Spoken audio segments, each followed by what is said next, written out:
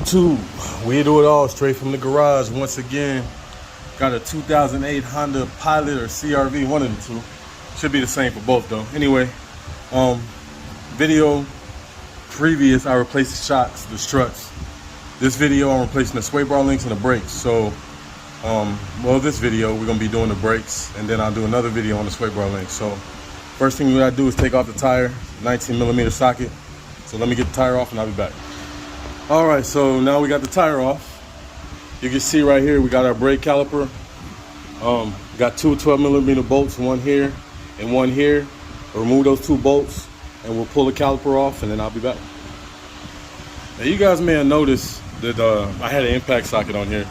You definitely don't need to use an impact socket on these, but with this impact that I have, I can adjust it to where I have real low torque, medium torque, high torque, and then it also has an auto torque function. So you can see how slow it's turning right now.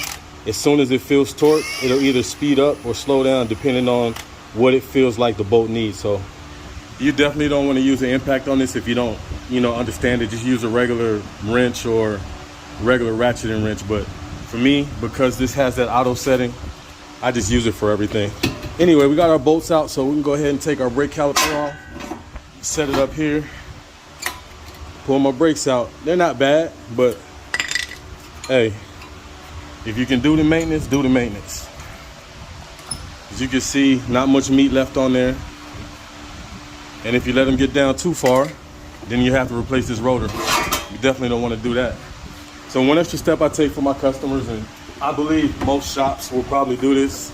A lot of people don't know that these slides right here, this is what slides the caliper in and out when you hit your brakes. And they need to be greased. You see this one is barely turning, so they're easy to take out. Pop them out. You can see that one has some grease on it, but it's old. So I'm gonna wipe it down and put some new grease on it, and I'll be back. So see, I got this thing greased now. So all I'm gonna do, just put it right back in this little bucket and click it in. And I'm gonna do the same thing for the top one.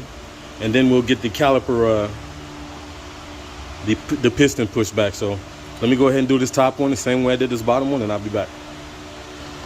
So I got the top one back in. I don't know if you noticed it was barely moving before, but now we have a little bit of movement in both of them. It's real important for those to be greased because, like I said, as you push your brakes, that's what basically regulates how far it goes in and comes out. It rides on these two things here. So just make sure you take the extra time, take the extra 3-4 minutes and just grease them, put some grease on them, put them back in. Now what we're gonna do is we're gonna compress this caliper. So there's a lot of ways to do this.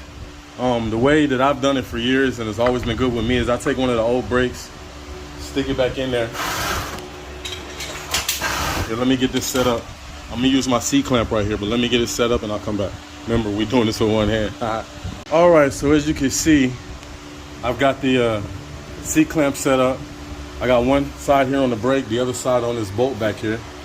And I'm just gonna push it in until I push the piston all the way back in, and then I'll take it out and we'll set the new brakes. So let me go ahead and get this pushed in and I'll come back. As you can see, I got my piston pushed all the way back in. One thing I forgot to tell you guys, when you start this job, make sure you take the cap off your master cylinder, and I'll show you what I mean.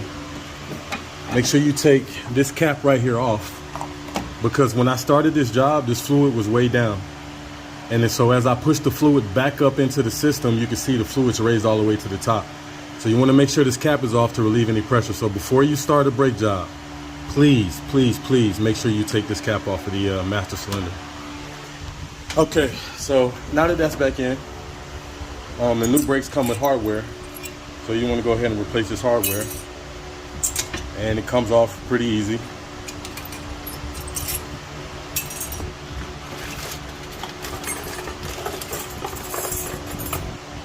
And I got my new hardware right here. All I'm gonna do is just the same thing in reverse. Line everything up. Push it back into place. Do that for the top and the bottom. And you can see this is not very difficult. I'm doing this with one hand, so if I can do it, you can do it. Hold on, let me top one. There we go. And there we go. So now what I'll do is I'll just put a little grease on here.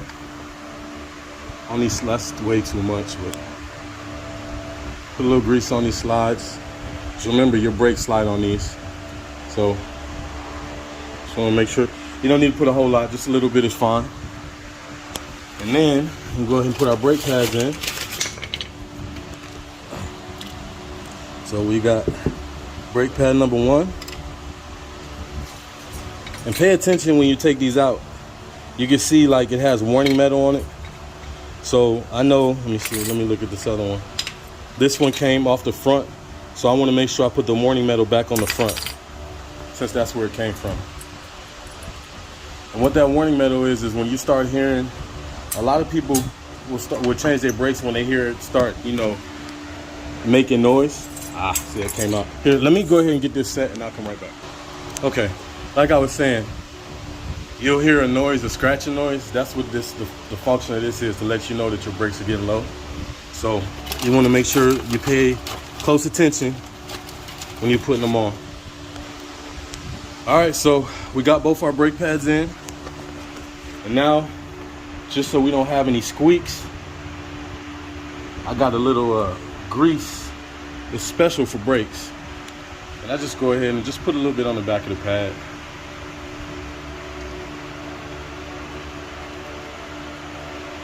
Just like that. Nothing crazy, nothing too simple, nothing too ridiculous. So when they sell you that brake grease when you go to your parts store, that's what it's for. It's to go on the back side of the pad. And you don't need to put a whole lot. I probably put too much, but it's not gonna hurt it. It may leak out a little bit, but it's not gonna hurt nothing. Anyway, so at that point, we got all our brakes in and everything. We'll just go ahead and take our caliper here. I'm trying to do this with one hand. Slide it back on. And if it doesn't go on, you just need to push those slides in that we greased earlier. Sorry. Push that one in a little bit. All right. Anyway, so you're gonna push the slides back in, get it set up, and put your bolts back in. So let me do that and I'll be back. All right, so got our bolts put in. On these slides, just a quick tip. They're made to where there's a groove. And I know there's a glare right now, but there's a groove on the slide that fits right into the brake caliper. And that way, when you try to put them in, they don't move on you. So just make sure that you're in that groove. You know, like I said, we'll go ahead and tighten them down. I'll show you how this impact works. See that? And it stops immediately at torque.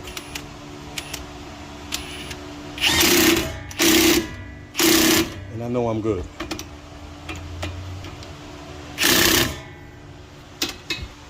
And there you have it.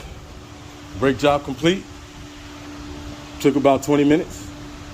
And now you're on your way with a new set of brakes. So we do it all straight from the garage. Appreciate you guys. Peace.